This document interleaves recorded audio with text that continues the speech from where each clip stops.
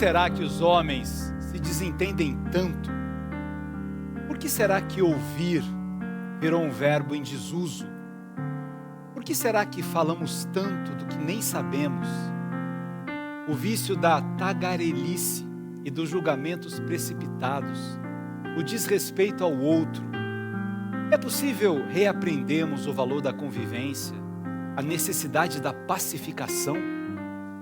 O Arena de hoje recebe um homem cuja vida é marcada pelo diálogo, pelo respeito às diferenças, pelo sonho de um país em que as vozes da razão falem mais alto do que os gritos de insanidade. Ele é um grande professor, um dos maiores constitucionalistas do nosso país, presidiu várias vezes a Câmara dos Deputados e foi o presidente do Brasil. Seja muito bem-vindo, meu amado amigo Michel Temer.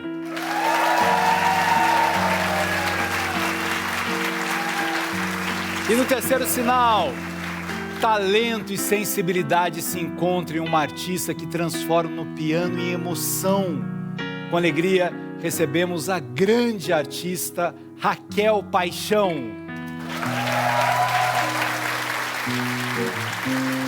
Chegou a hora dessa gente bronzeada mostrar seu valor. Eu fui a pé, fui pedir a padroeira para me ajudar. Salve o morro do Vintém, pendura a saia, eu quero ver. Eu quero ver o tio Sam tocar pandeiro para o mundo sambar.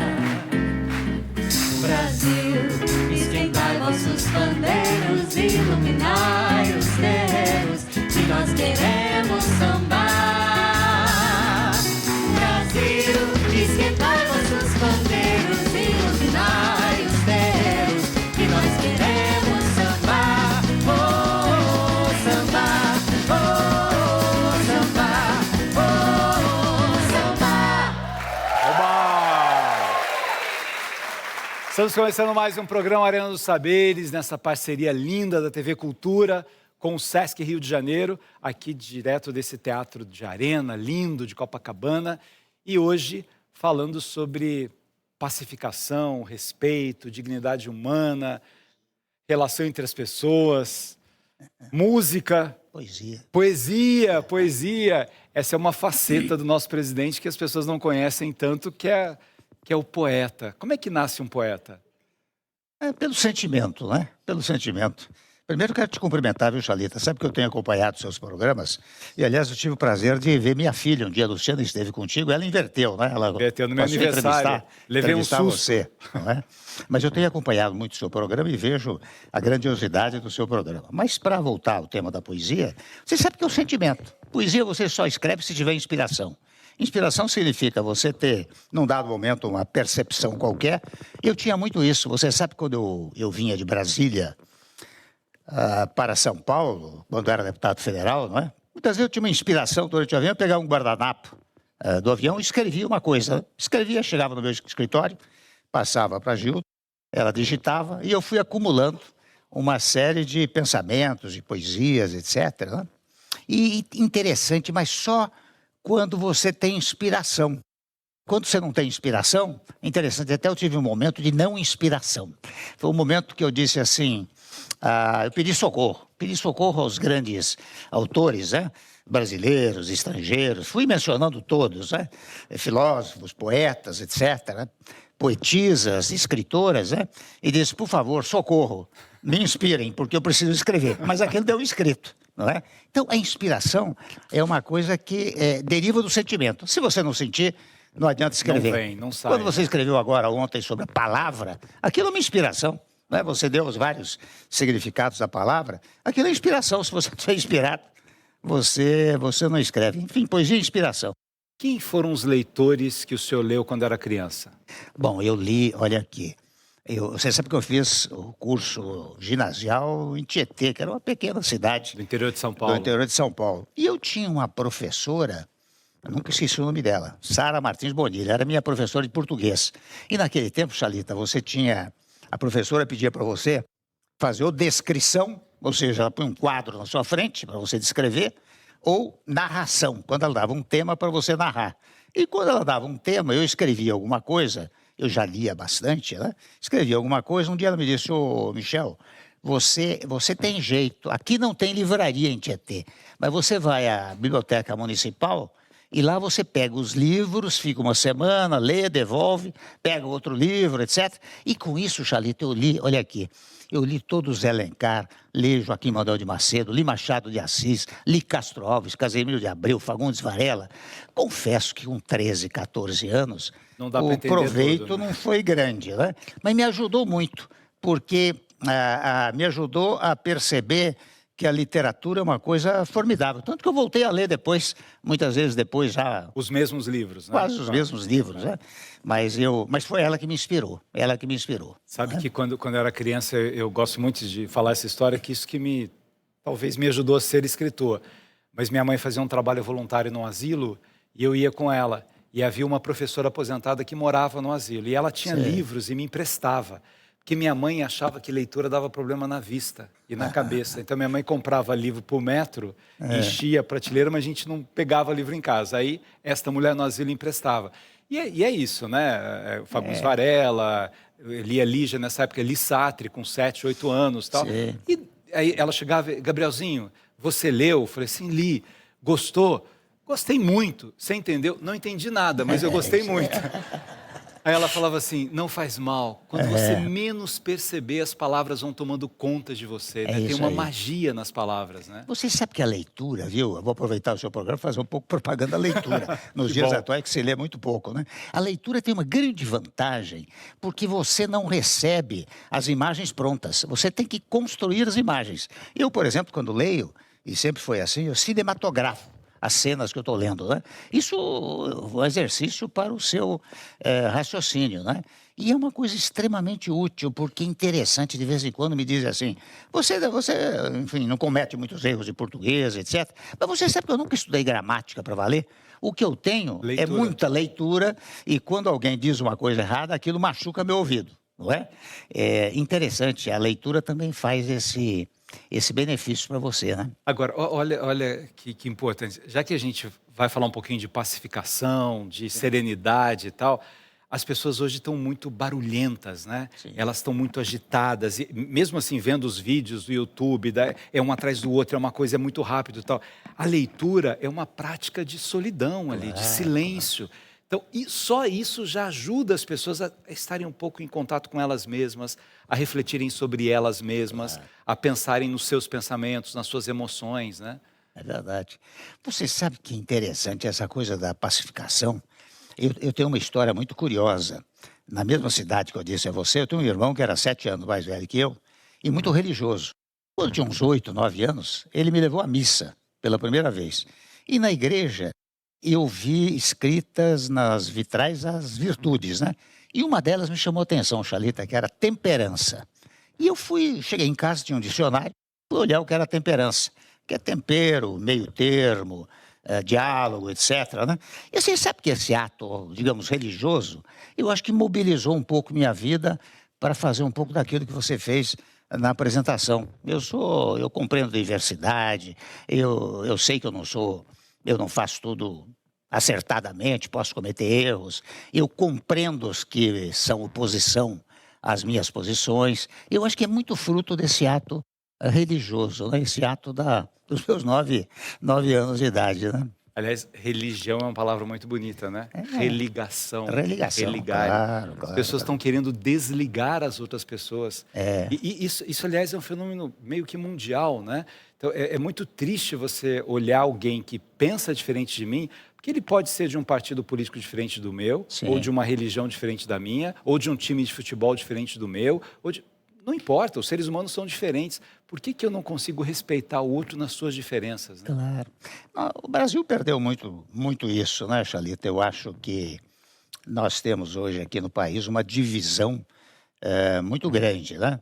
Divisão entre brasileiros, divisão entre instituições, divisão entre corporações. Até eu conto a você, acho que você não conhece um colega nosso, que há uns 4, 5 semanas atrás, me disse, Temer, vem cá.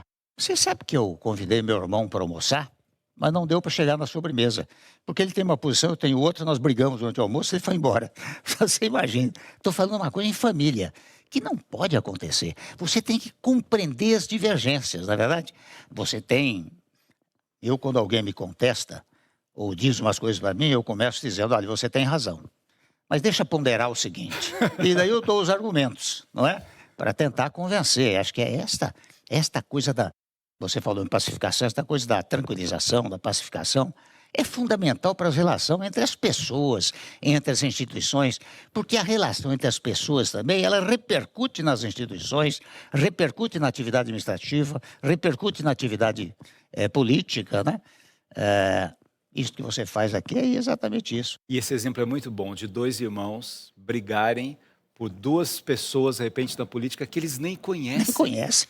Vocês são irmãos de sangue, os dois. É isso mesmo. Aí eu tá brigando por um que nem sabe que eu existo e eu tô ali, né, quebrando laços afetivos fortes. Interessante. E que vai... Esse exemplo é da política, mas é em outras áreas também. Às vezes tem um artista que fala uma coisa que alguém discorda, a pessoa vai lá para xingar, você nunca viu aquela pessoa. É um jogador de futebol que ele está ali para xingar, né? Não tem o menor sentido. Você pode torcer, você pode até, digamos, e é natural, você coloca um pouco de emoções da sua torcida, né? Mas a sua emoção tem que ser uma coisa controlada, contida, educada, não é? Civilizada. O que nós perdemos é a civilidade, nós perdemos a educação. O senhor tem filhos maravilhosos e uma delas gravou uma mensagem para o senhor, vamos ver. Oi, pai, passando para te dar um enorme beijo, para agradecer por você ser essa enorme fonte de inspiração, que ensinou suas filhas e seus filhos o respeito, o valor do respeito a cada ser humano, o respeito às escolhas individuais. Você é, de fato, um homem muito democrático, que vive essa democracia na sua vida como exemplo. Obrigada por isso. Beijo, Luciana.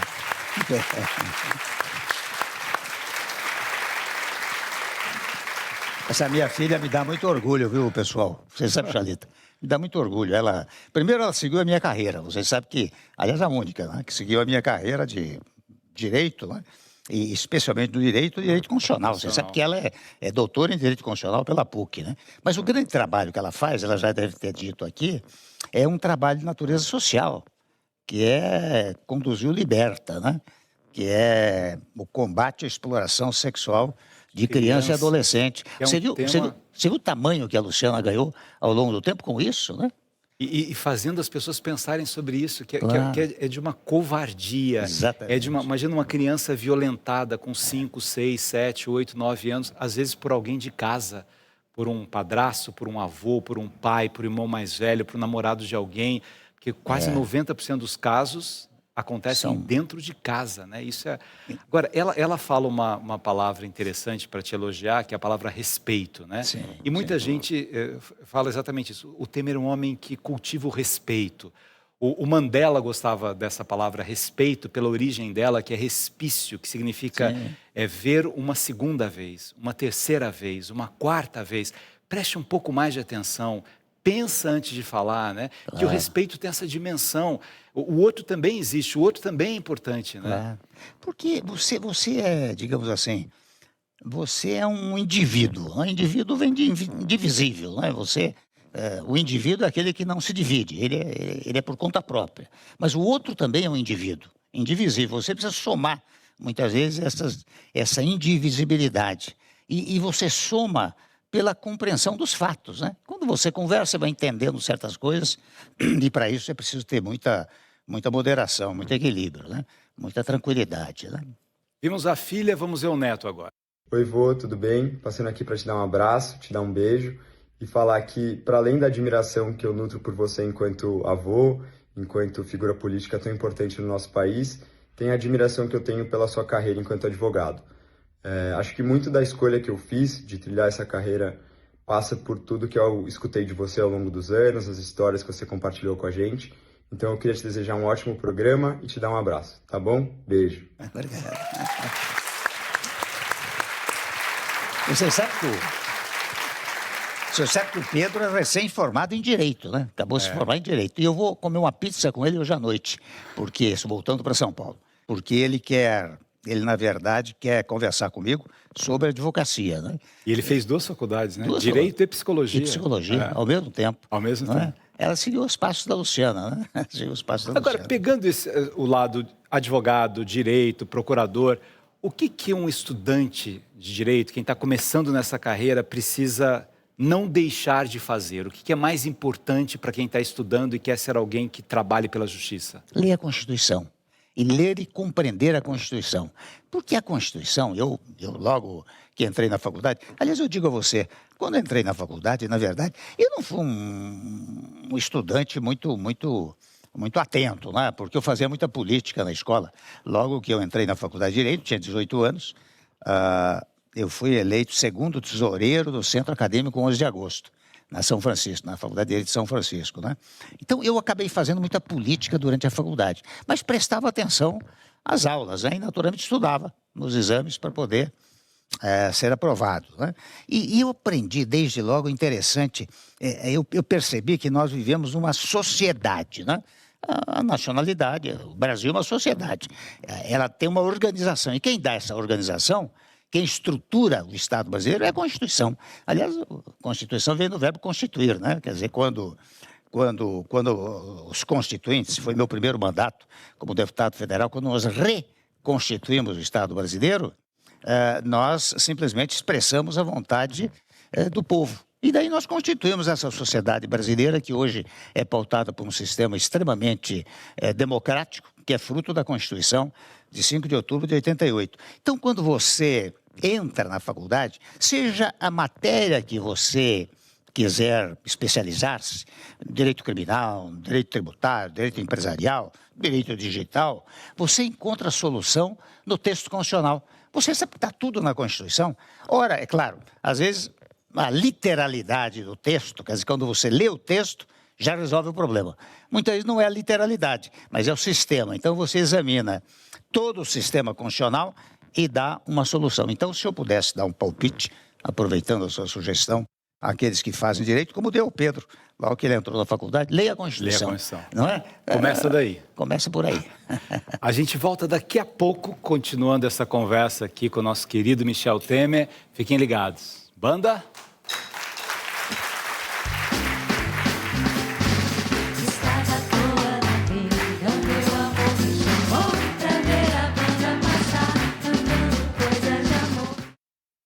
Gracias a la vida que me ha dado tanto, me ha dado el oído en todo su ancho, graba noche y día, grillos y canarios, martillos, turbinas, ladridos, chubascos y la voz tan tierna de mi bien amado, y la voz tan tierna de mi bien amado.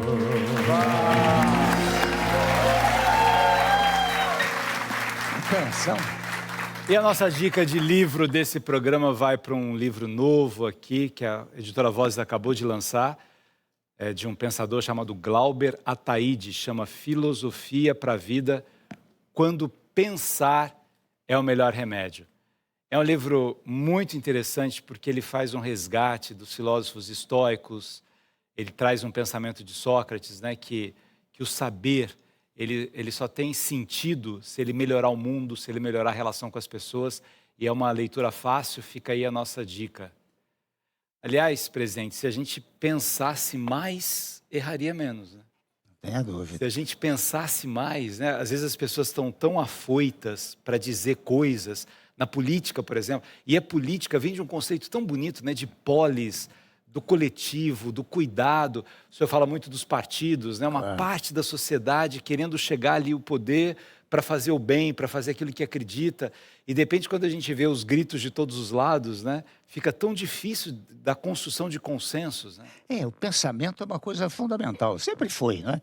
Você sabe, quando vejo, de vez em quando, eu revejo os clássicos, né? Você vê, dou exemplos da minha leitura do passado e de leituras recentes.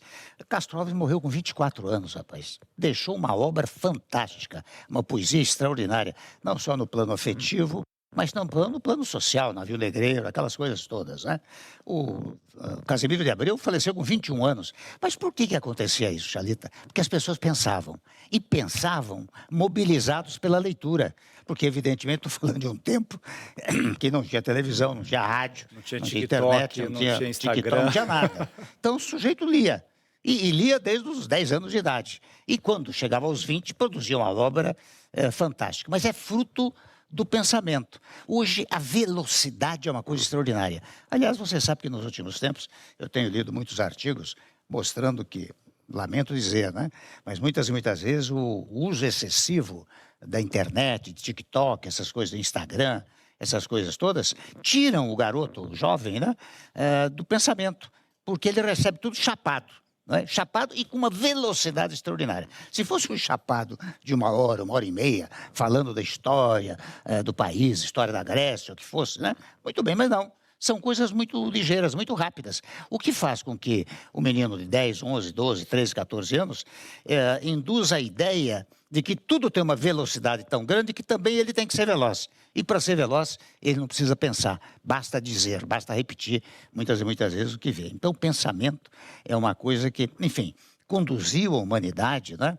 E hoje eu acho que há um pouco de falta disso. Eu até não quero ser muito pessimista, viu? De vez em quando a gente começa a contar essas coisas, parece que você é pessimista. Não é, não. Você tem que se adaptar aos tempos. Não há dúvida que nos dias atuais a tecnologia avançou tanto. E melhorou a vida das pessoas. E melhorou também, a vida das claro. pessoas, não é? Agora, quando você volta para a sua idade, para o seu tempo, vocês, bom, a tendência é dizer, no meu tempo era melhor. Eu confesso que tenho uma certa restrição a essa história do meu tempo era melhor. No meu tempo pensava-se mais, não é? Mas hoje, você readaptando-se a essa nova tecnologia, e é preciso verificar até onde ela vai, também ela melhora a vida das pessoas. Eu não tenho Agora, dúvida olha disso. que coisa interessante essa sua reflexão com o papel do direito, né? A legislação, em tese, é para melhorar a vida das pessoas. Você está vendo ali que o consumidor, por exemplo, que vai comprar uma geladeira, vem com defeito, e aí ele tem que provar que estava com defeito. Aí o legislador olha para aquilo e fala, não, peraí, vamos inverter o ônus da prova, e cria o Código de Defesa do Consumidor, a mesma coisa o Estatuto da Criança e do Adolescente. Agora, há vários países no mundo, como Austrália, Canadá, Inglaterra, proibindo o uso de redes sociais para adolescentes de até 16 anos. É verdade. Que aí é o direito olhando e falando, peraí, o que está acontecendo com a mente dessas crianças que não brincam mais, que não convivem, que não riem, mas eles estão ali. E num outro elemento também, o senhor estava dizendo da comparação, eu tenho que ser igual àquele, Pronto. que leva ao suicídio, leva... Claro. Agora, é interessante como o direito vai deixando também a sociedade se conduzir, aí olha e fala assim, peraí, precisamos organizar aqui, né? Claro. Você sabe que, voltando ao nosso tempo, né? No meu tempo, e talvez no seu, as mães precisavam ir buscar o menino da rua. E era uma dificuldade Estava para tirar brincando da o dia rua. todo, né? Hoje não. Hoje ele precisa botar o menino na rua. Tirar do quarto. Tirar do quarto, não é? É uma coisa incrível essa mudança, né? Você sabe que o meu filho, Michelzinho, tem 16 anos e meio, né? E agora, de uns 2 anos para cá, que ele começou a ir para a rua. De vez em quando minha mulher reclama, eu digo, não faça isso não. Deixa ele na Deixa rua, ele ir para a rua, porque ele ficou 14 anos no quarto, né? Sabe tudo da internet, mas não é útil para ele, né? Não é útil para Precisa ele. conviver. Vamos ver uma pessoa que te conhece bem, presidente. Vou falar a respeito de um outro lado do Michel Temer que as pessoas não conhecem. Todo mundo conhece o seu lado formal, de homem público, que exerceu cargos muito importantes do país. Vou falar do pai, que é a figura que mais me emociona e que mais me chama a atenção. Ele é um pai amoroso, disponível, sempre pronto para ouvir e atender os filhos. Vou falar do amigo, aquele que está sempre presente, que está sempre disposto a ajudar quem precisa. Vou falar daquele que gosta de ler, que gosta de assistir filmes, da pessoa descontraída, que raramente ele apresenta ao público. Esse é o Michel Temer que eu conheço. Você sabe que...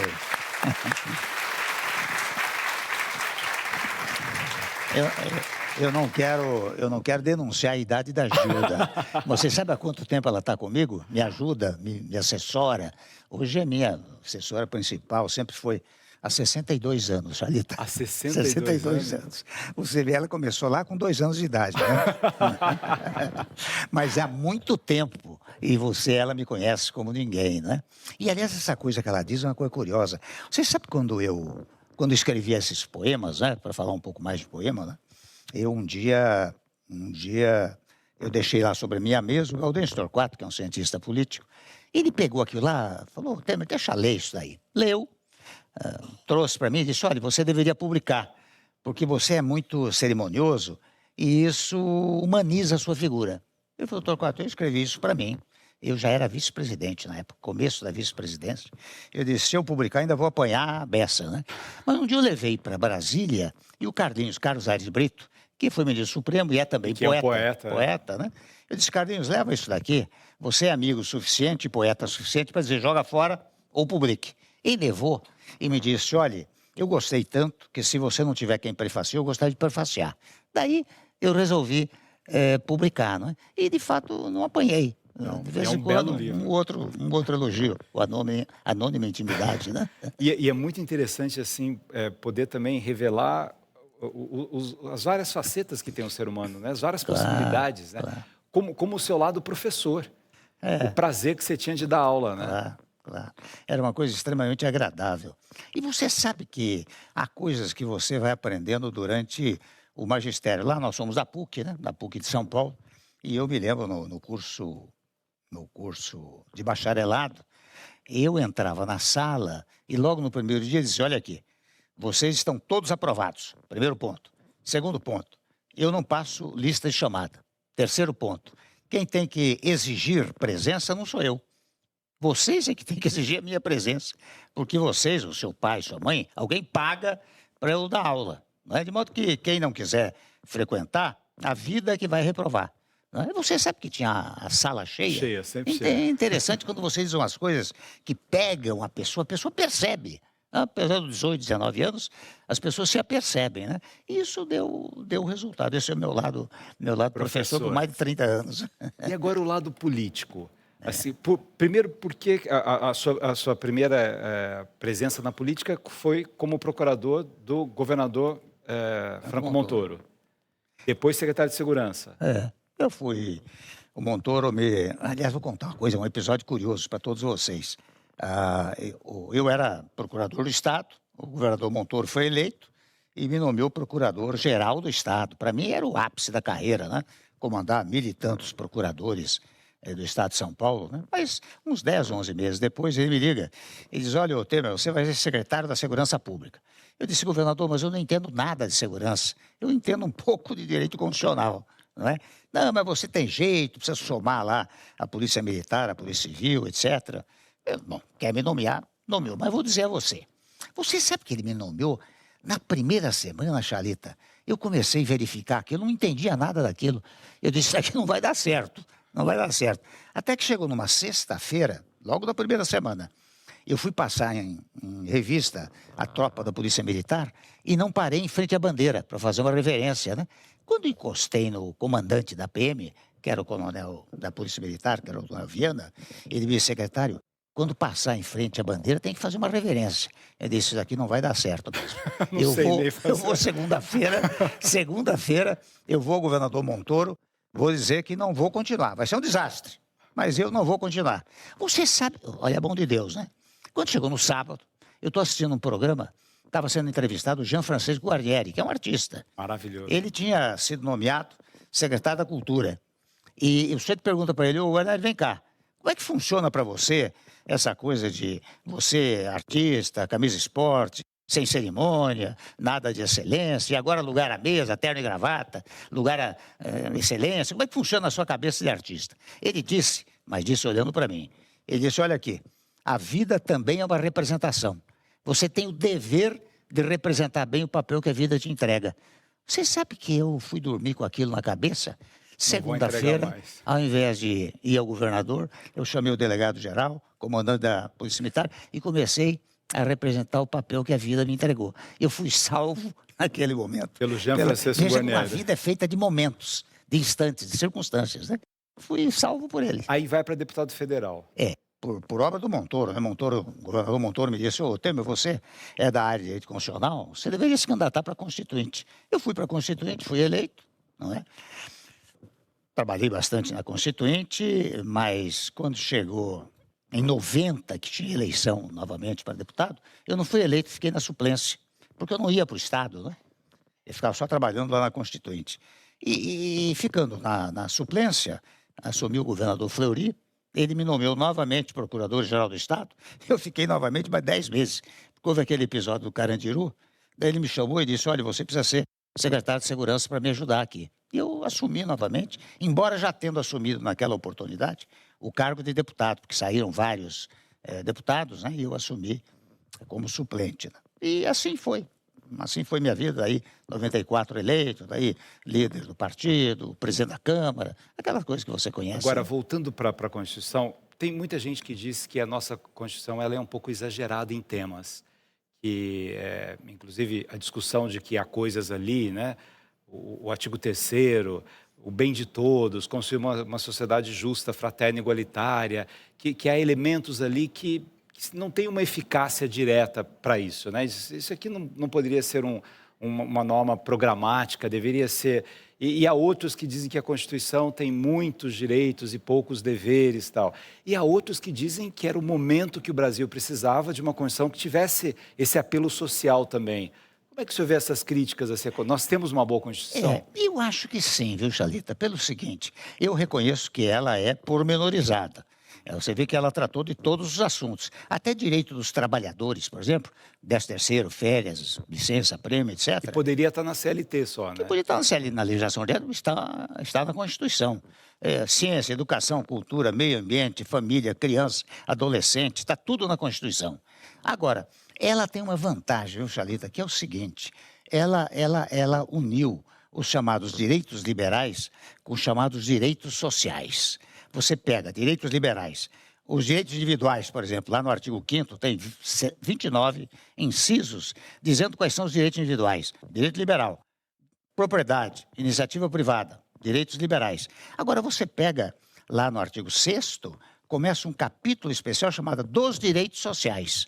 E daí vem, entre eles, o direito dos trabalhadores.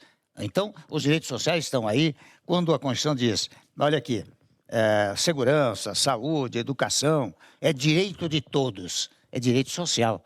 Então, a Constituição amalgamou, misturou os direitos sociais com os direitos liberais. E isso permite, ou tem permitido, uma certa longevidade da Constituição. Você sabe que nós já temos 37 anos a esta altura do texto constitucional, começa a ser a mais longeva das constituições brasileiras, né? E ela trouxe isso que se chama de norma programática. Você sabe que os tribunais têm usado muito o princípio da dignidade da pessoa humana. Não há nada mais etéreo, mais subjetivo do que a dignidade da pessoa humana. E em muitas e muitas decisões, os tribunais têm usado esse princípio da dignidade da pessoa humana para conferir certos direitos. Eu, com toda franqueza, por mais que se critique, eu sei que hoje há 136 emendas à Constituição Federal, há cerca de 1.000 e tantos projetos de emenda, porque o parlamentar também não pode mais fazer por lei ordinária. Então tem que fazer por emenda a Constituição. Mas eu não acho que ela causa prejuízo para o Brasil. Aliás, ela foi utilizada precisamente para manter um sistema democrático no país, né? Agora, dando um pulinho para a presidência da República, o que o senhor acha que é o seu grande legado como presidente? As reformas, né? As reformas. Aliás, quando eu cheguei no governo, eu conto esse episódio, uns 15 ou 20 dias depois, eu fiz uma reunião do chamado Conselho de Desenvolvimento Econômico e Social. E havia um integrante que pediu a palavra e me disse aqui, presidente, aproveite a sua impopularidade e faça o que o Brasil precisa. A tradução que eu dei às palavras dele foi o seguinte, olha aqui, como você não está pensando em reeleição, porque a reeleição hoje é um malefício para o Brasil, faça coisas que quem quer reeleição não faz. E foi quando eu resolvi mexer em certos vesperos, né? Por exemplo, estabelecer um teto para os gastos públicos. Quando se estabelece um teto para os gastos públicos, você, presidente, se autolimita, porque você não consegue praticar medidas populistas. Você limita até o Congresso Nacional, porque tem um limite. Você não pode passar daquele limite. Depois eu parti para reforma trabalhista, e você vê o que é o diálogo. Chalito, uma coisa que você faz com muita frequência. Você mexer em direito de trabalho é mexer em vespeiro. Você sabe quantos meses eu levei para mandar o projeto da reforma para o Congresso Nacional? 4 meses e meio. Primeiro eu disse ao ministro do Trabalho, olha, que você vai dialogar com as federações de indústria, comércio, serviço, com as centrais sindicais, e vamos fazer algo compatível com o que eles sugerem. Nós mandamos para o Congresso aprovou, não houve uma greve de trabalhadores no país por causa da reforma trabalhista. Você percebe? Depois a reforma da Previdência e todas essas medidas, e aqui eu aprendi uma coisa, viu, Chalita, na presidência, que a economia você não resolve num passe de mágica. Não adianta vir uma lei que diga assim, olha aqui, os juros agora são de 5%. Não existe isso. Você precisa reformatar o Estado, como nós fizemos, para reduzir a inflação e reduzir os juros. Para que seja natural isso. Né? Seja natural, nós reduzimos os juros na época, 14,5%, veio para 6,5%. A inflação era 10,6%, veio para 2,75%. Mas é nessa conjugação nos meus 2 anos e meio de governo. Presidente, obrigado pela sua presença. Uma honra te receber aqui. Parabéns pela sua história. E daqui a pouco a gente volta, vocês vão conhecer uma pianista talentosíssima, falando inclusive da sua paixão por Chiquinha Gonzaga. O samba da minha terra deixa a gente mole. Quando se canta todo mundo bole. Quando se canta todo mundo bole. Quem não gosta de samba, bom sujeito não é. É ruim da cabeça ou doente do pé. Moro num país tropical, abençoado por Deus E bonito por natureza. Sambei, posso não ser um bem de líder, pois é. Mas assim mesmo lá em casa todos meus amigos, meus camaradinhas me respeitam, pois é. Essa é a razão da simpatia, do poder do algo mais e da alegria. Moro num país tropical, abençoado por Deus E bonito por natureza. Eu sou Flávia, ela é bebê. Oba! E essa é a banda do nosso programa, Beto Bonfim, Eduardo Simões, André Poiar, Julie, antropólogo André Torquato, nossa maestra Laura. E essa plateia, Raquel, que é a melhor plateia do planeta. Vamos aplaudir o pessoal de São João de Meriti, Cascadura, Jardim Sulacap, Nova Iguaçu. É isso, tudo para te receber. Que ótimo, que alegria, que honra. Raquel Paixão, Raquel Paixão. Que nome forte, né? É, Paixão. sim, Tudo que você tem que fazer tem que ter muita paixão Tem. para honrar o nome. tem que ter. Por isso que eu trabalho com o que eu amo. Porque é uma coisa da paixão que está no nome e está na vida também, né? Por isso que é a paixão do piano no meu trabalho. Onde é que nasceu o piano em você? Quantos anos você tinha quando você começou a tocar? Comecei a estudar aos 7 anos. Eu sou de uma cidade do interior chamada Conceição de Macabu, no interior do estado do Rio de Janeiro. E lá, em Conceição de Macabu, a minha mãe me colocou para fazer aula de piano com a minha primeira professora, a professora Beatriz. E assim começou a minha história com o piano, lá na Você cidadezinha pediu do ou sua mãe interior. que quis? Eu pedi, a minha família é da Igreja Batista, então nós tínhamos essa vivência com a religião. E na igreja eu vi uma pessoa tocando piano, que é uma coisa muito improvável quando você mora numa cidade do interior, né? Uma cidade de 40 mil habitantes, ter acesso à música, ter acesso à música clássica, né? Ao piano especialmente. Então, lá eu vi, na igreja, foi o lugar onde eu tive o meu primeiro contato com a música.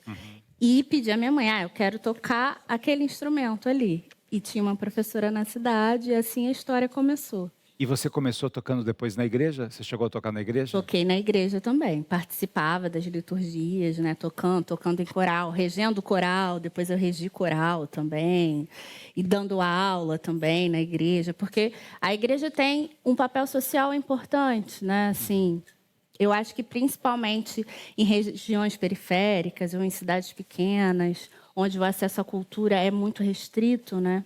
E aí, por que Chiquinha Gonzaga? Chiquinha Gonzaga foi uma mulher muito importante para a história da música brasileira. Ela foi pianista, ela recebeu uma educação formal de música, então ela tinha um tutor, né, de piano. Isso fazia parte da educação das mulheres, das meninas. Menina, porque Chiquinha Gonzaga, ela começou a tocar também quando era criança, né? As primeiras composições da Chiquinha nasceram quando ela era criança. E, além do mais, ela recebeu essa educação que era o esperado para uma moça da corte e tudo mais, né? E ela decide que ela quer seguir com a música como profissão. Então, pensando que a gente está falando do século XIX, né? Para a virada do século XX, que foi quando a Chiquinha viveu. Com todos os preconceitos que ela sofreu, né? Com todos os preconceitos, porque a Chiquinha ainda tinha toda a barreira racial também, ela era filha de uma mulher negra. Então, Chiquinha, por que Chiquinha é muito importante? Porque a história da Chiquinha precisa ser contada para muita gente. A gente teve na televisão, no começo dos anos 2000, um especial da Chiquinha, e isso ajudou a difundir a obra, a difundir a história da Chiquinha. Só que essa história, como foi contada, ela foi contada por um viés que deliberadamente excluiu a negritude de Chiquinha. Então, milhões de pessoas, né, tiveram acesso à história da Chiquinha, mas não souberam quem a Chiquinha era de verdade. Aí, enfim, no trabalho artístico, né, essa coisa de montar os espetáculos, montar o concerto, fazer a escolha de repertório, eu queria fazer uma coisa que fosse só em homenagem a Chiquinha Gonzaga. E aí eu, Elisa Lucinda, que é minha diretora de cena. Que é uma poeta maravilhosa, Elisa Lucinda, né? Uma diretora incrível. Incrível. Atriz e multiartista, né? Maria Tereza Madeira, que é uma super pianista, que ela tem um trabalho muito importante, que é de mostrar a música brasileira nos palcos, né? Que foi minha professora também. Então, nós três juntas inventamos um recital cênico.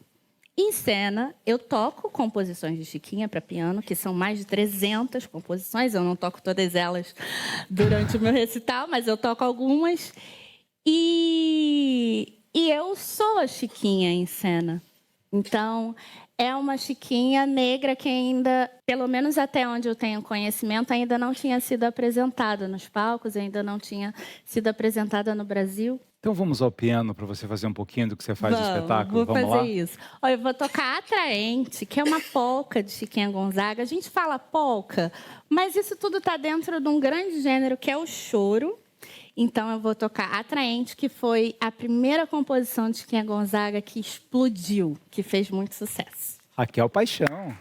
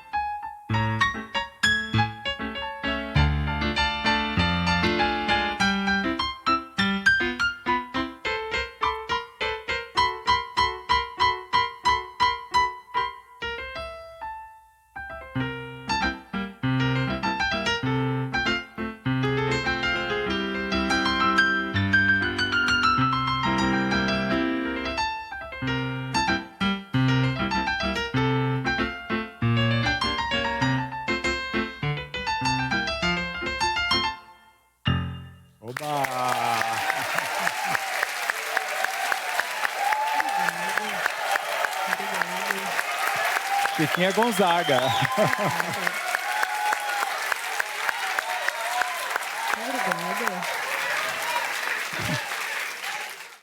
Você fez esse espetáculo pelo Sesc, né? A gente está aqui no Sesc, o Sesc que é esse centro de excelência, de cultura, né? de inclusão, que tem uma dimensão educacional profunda, que trabalha em várias áreas.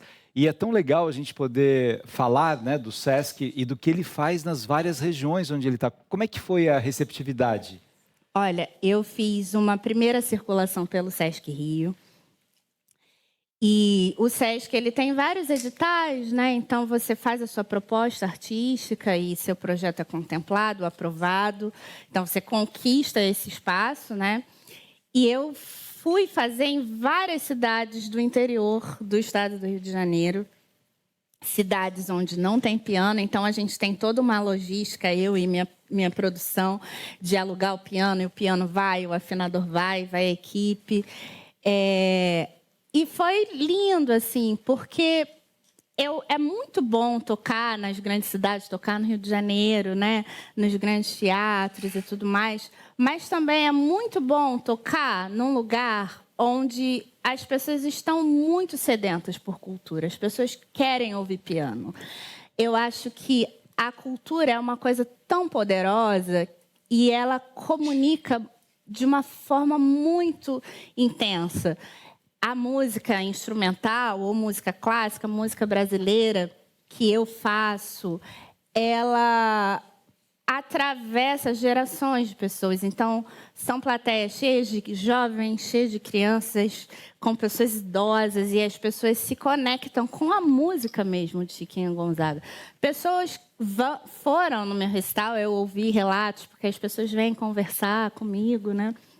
E elas falam, nunca tinha visto um recital de piano ainda, sabe? Ou então, eu conhecia a Chiquinha Gonzaga, mas eu não sabia de todas essas histórias da Chiquinha, né? Então, foi uma circulação muito, muito bonita. As pessoas se conectam. Tem o texto, né? Também ajuda a comunicar mais. E tem isso interessante que você falou, de fato, na minissérie, né? Não dá para ver que é uma mulher negra, né? Sim. Como Machado de Assis foi esbranquiçado pela história. É tão dura a história de Machado de Assis que quando ele morre, né, depois da Carolina, que foi o grande amor da vida dele, a família da Carolina não deixa ele ser enterrado com a mulher que era a mulher dele, porque ele era preto. Depois de muitos anos que, né, enfim, no mausoléu da academia uniram os dois corpos, mas ele não pôde. E ele ia, né? O poema mais bonito dele é um poema de amor à Carolina depois que ela morreu, a tristeza que ele tinha com isso. Os livros colocavam Machado de Assis como branco. Demorou muito para as pessoas verem, porque isso é interessante até para refletir um pouco sobre esse racismo estrutural, né? Como é que é tão difícil você romper com essas barreiras e as pessoas terem essa percepção. Não, o Brasil nunca foi muito racista, nunca não sei, que é um negacionismo ruim para você dar passos evolutivos na construção de uma humanidade em que as pessoas vivam através do respeito, né? Sim. O apagamento ou o embranquecimento da memória das pessoas negras, né, é uma coisa que aconteceu com a Chiquinha, que aconteceu com Machado de Assis, mas que aconteceu com o maestro Francisco Braga, que aconteceu com Henrique Alves de Mesquita, um outro compositor negro, pianista, professor de Ernesto Nazaré, de Chiquinha Gonzaga. E são nomes que as pessoas ou não se lembram ou se lembram desse nome, mas se lembram como uma pessoa branca, porque é um projeto, né, de apagamento. Então, é muito importante que nós, pessoas negras, façamos esse trabalho de resgate, porque nós precisamos fazer por nós mesmos e pelas nossas histórias, né? Ninguém vai fazer o resgate da negritude de Chiquinha, senão artistas negros. Então... Agora, é bonito a gente ver até, por exemplo, a riqueza do carnaval. Agora, uma das escolas de samba faz homenagem à Carolina de Jesus, o quarto de despejo. a lembrança dessas grandes mulheres e homens, pensadores, artistas, tudo isso ajuda uma identificação das pessoas de perceber que o Brasil é isso. O Brasil é talento de todos os lados, de todos os jeitos, nessa riqueza imensa. Agora, deixa eu te perguntar como professora. Tem idade para a pessoa começar a estudar piano? Porque tinha uma coisa que as pessoas falavam assim, se não começar muito cedo é difícil, se não estudar 10 horas por dia não consegue e tal. Como é que é você, professora? Não tem idade. Pessoas... Pode vir estudar comigo, não vai ter régua. Você vai sair tocando bem. Que honra, que honra. Vem ser meu aluno. Pessoas de qualquer idade podem aprender a tocar. Precisa de tempo, sim. Para você aprender a tocar um instrumento musical, para além das aulas, você precisa praticar em casa. Então, você precisa do instrumento. Mas crianças, adultos, idosos, todas as pessoas podem aprender a tocar. Eu tenho meu estúdio de piano no Rio de Janeiro, em Copacabana. E lá, aqui pertinho. E lá eu recebo pessoas de todas as idades. E as pessoas tocam. Os meus alunos saem de lá tocando. Na verdade, eles não saem, eles ficam, eles continuam. Porque o instrumento é uma coisa... O aprendizado do instrumento é uma coisa que te acompanha. Não é um curso que você entra e pensa, em 1 ano eu vou saber tocar. Não existe isso, né? A formação é uma formação continuada. Então, todas as pessoas são bem-vindas. Então, a primeira coisa, André, é o exercício de paciência. Não é da noite pro dia. Já falei, já não vou nem começar. Aqui comigo. Raquel, obrigado pela sua presença aqui. Uma honra te receber. Muito sucesso sempre. Sempre. E a gente termina o programa com você tocando mais uma música pra gente. Muito obrigada, foi um prazer estar aqui. Vou tocar Cananéia, que é uma valsa de Chiquinha Gonzaga. Oba, vamos lá. Eu agradeço mais uma vez a presença de todos vocês aqui, a sua audiência. Semana que vem tem mais Arena dos Saberes. Raquel Paixão.